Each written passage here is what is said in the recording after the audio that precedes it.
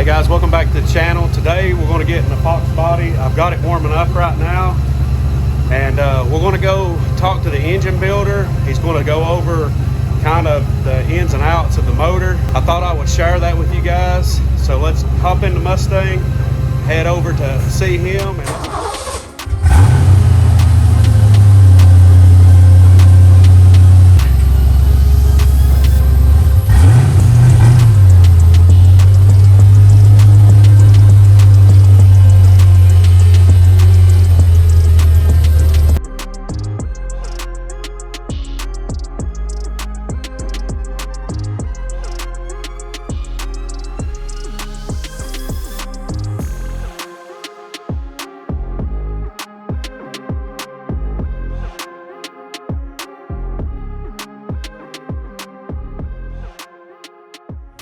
Okay guys, I'm over here with my engine builder, Greg. A little bit of a backstory about Greg. Greg is a true engine builder. He's built, how many Foxbodies do you feel like you've built over the years? I've never kept count of them, but it's been several. Yeah, you got what, 2 or 3 now, don't you? You got the blue one. 5. So if that tells you anything, he's real experienced. He's got a lot of projects going. He's done a coyote swap in one. Let's see, the race car, which one is it's got a That's my dad. It's got a 393 in it. 393. So you can tell that he knows what he's doing, and he also is an instructor for a college, university, or college state, I guess. So he teaches automotive as well. Plus, he kind of what would you say, kind of oversees a garage now outside of teaching, right? Yeah, I'm kind of like a shop foreman there at work. Yeah, so he's like a shop foreman, mechanic, and he teaches mechanics. So anyway, this is the 351 Windsor that I'm building to put into the Foxbody. It originally, Greg had built it for the F100 build that's on the channel, and me and him got to talking, and I started running into some issues with the 302 that I had. Instead of sinking a bunch of money in that 302, I kind of started running the idea with Greg about swapping it over to a 351. And now we're going to have to make a bunch of revisions. So you're going to see that this has got a carbureted intake. This is an outer block air gap. This will be coming off. This engine will be going fuel injected. But I was going to ask Greg and let him tell everyone exactly kind of what's been done to the motor. It's a 351 standard block, right? Yeah, it's a mid-70s 351 Windsor, which the bad thing about those is that it's a 2-piece rear main seal and it won't accept a factory roller lifter.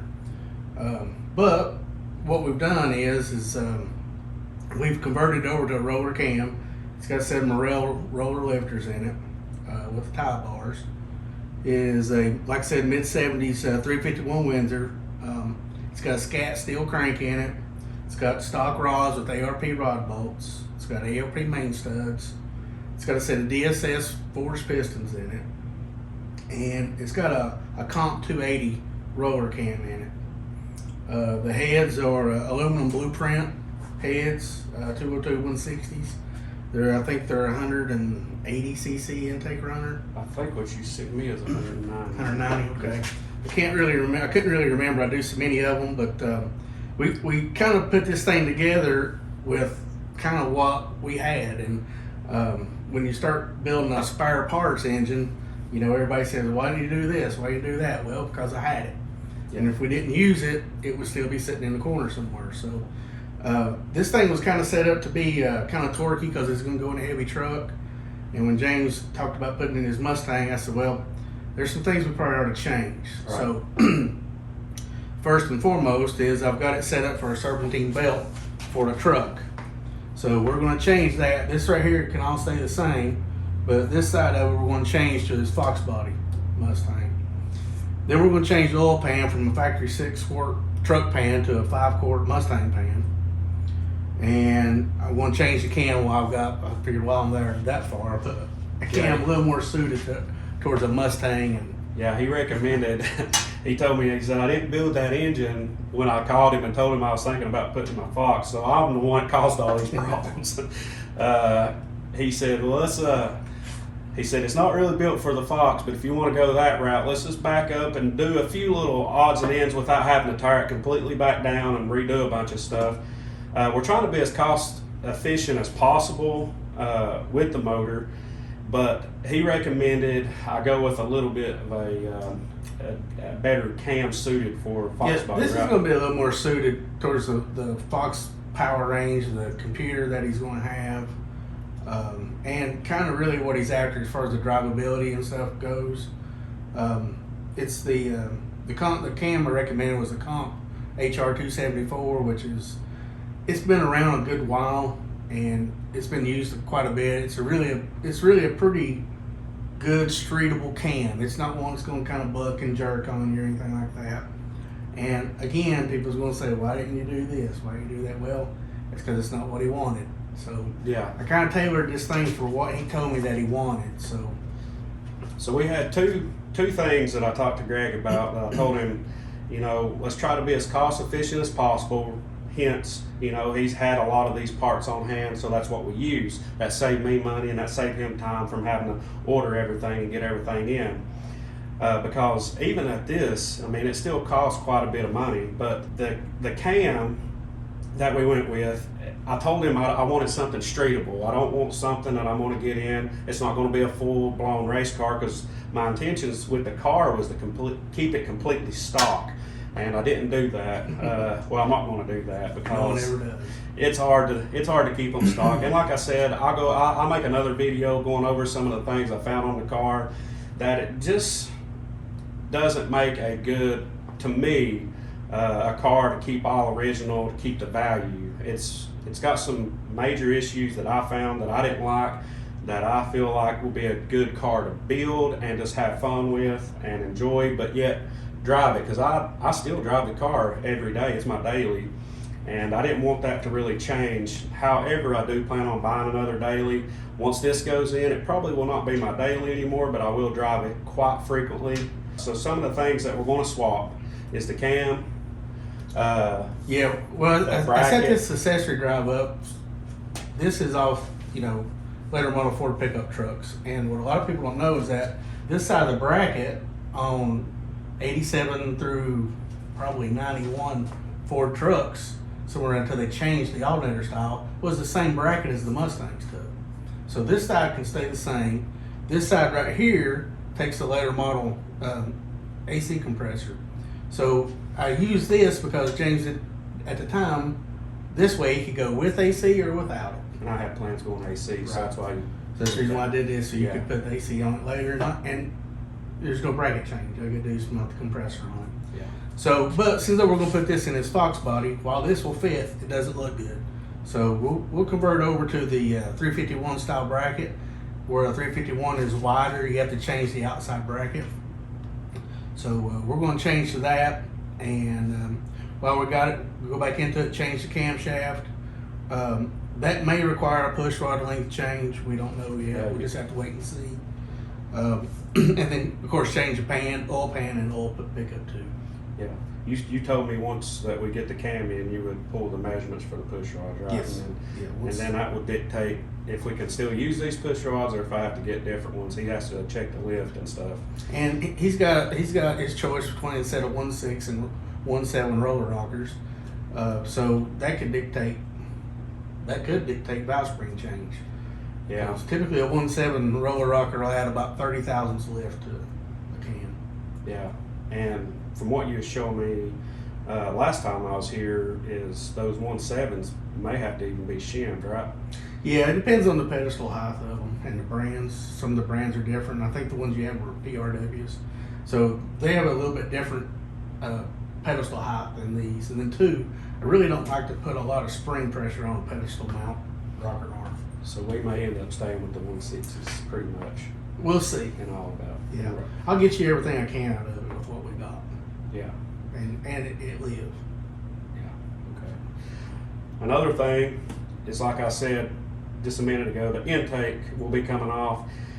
Yeah, the reason why it hasn't yet is because we really didn't want to break into it till we got everything's situated. Yeah, I've run into some issues with the intake. I ordered a trick flow intake, and they said they'd back order it.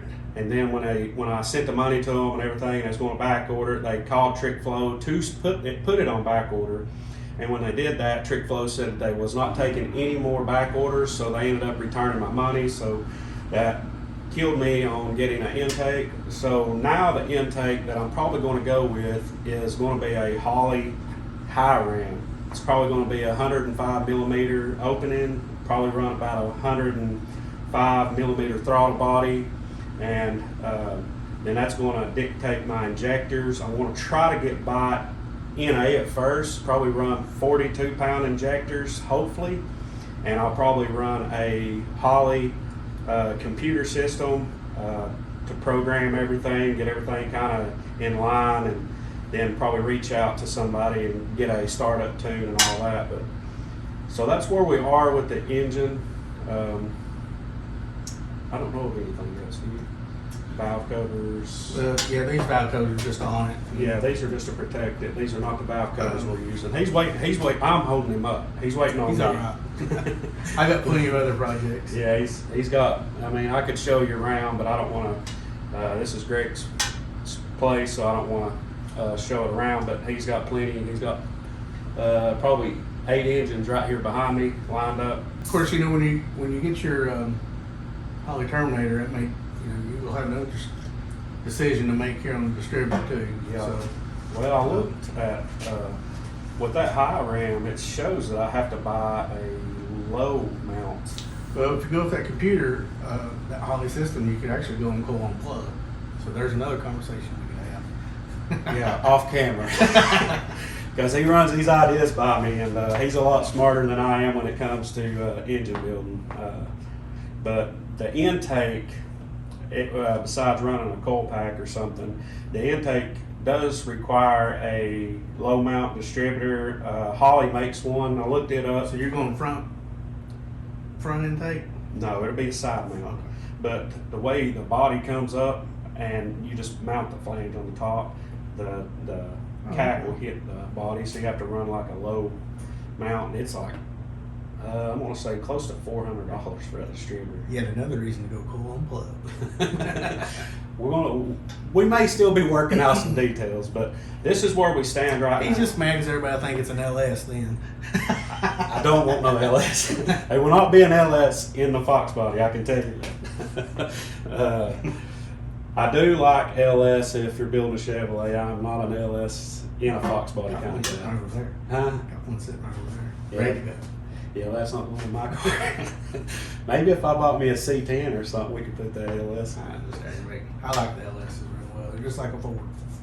You said there's a lot like the Coyote, right? No, they're actually a lot like a small block Ford Oh, okay. inside. Well, The Coyote and modular engines are a lot like a small block Chevrolet on the inside. And that's just a relationship where the bearings are. The thrust bearings in a small block Ford, thrust bearings in the middle. LS engines, thrust bearings in the middle.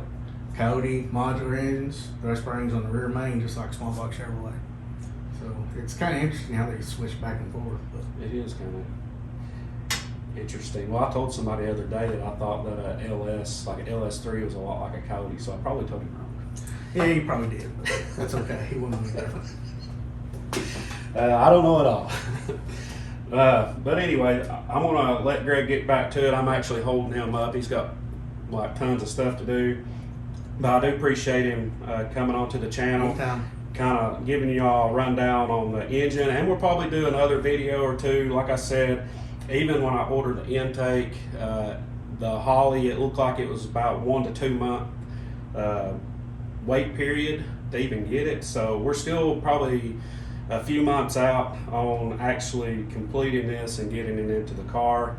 But we got miles of work to do with the car. Once I buy me another daily driver, I'll probably go ahead and start working on getting that engine out, getting the firewall cleaned up, and sending it to the paint to have the engine bay repainted. But outside of that, I'm gonna let Greg get back to work. Appreciate it, Greg, for telling me about the engine. No problem. All right, guys, I'm back at the house. I hope you enjoyed the information and a little bit of an update on the engine. We still like a few months of probably getting the engine set into the car, but I just wanted to give you a little bit of an update. I had a video, my last video of 2022, I talked about doing an engine swap. I wanted to fill you in just a little bit more on what's coming. Like I said, it's still going to be a little while. That's why I really hated to show it this early, but at least it keeps you in tune with where we are on the car and what's going on behind the scenes a little bit. I'm at the point now where I'm trying to save as much money as I can on putting any more money in this engine. I do have a couple of more things that I need to do to this motor though, that I feel that it needs. I don't plan on doing a whole lot more to this engine. We're just going to start putting all of the extra money that I have into the 351 and trying to scrape and whatever we can to find parts to finish it up and get it ready. We may start working on some of the other stuff. I have a rear end. Greg, the one that's building my motor, he's also building my rear end for me. Got to get a couple more things for it, and then it will be ready. We may go ahead and throw it into the car here coming up in the next few weeks or so.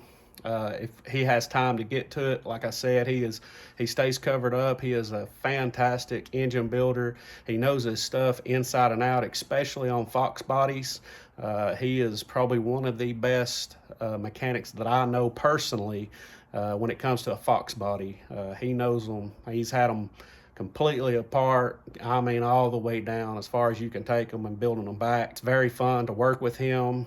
He's so educated and so smart, and I enjoy working with Greg. But anyway, saying that, guys, I appreciate you watching. Be sure to like, subscribe, and leave me a comment. Try to stay up with the build. I appreciate you watching, and we'll catch you on the next one.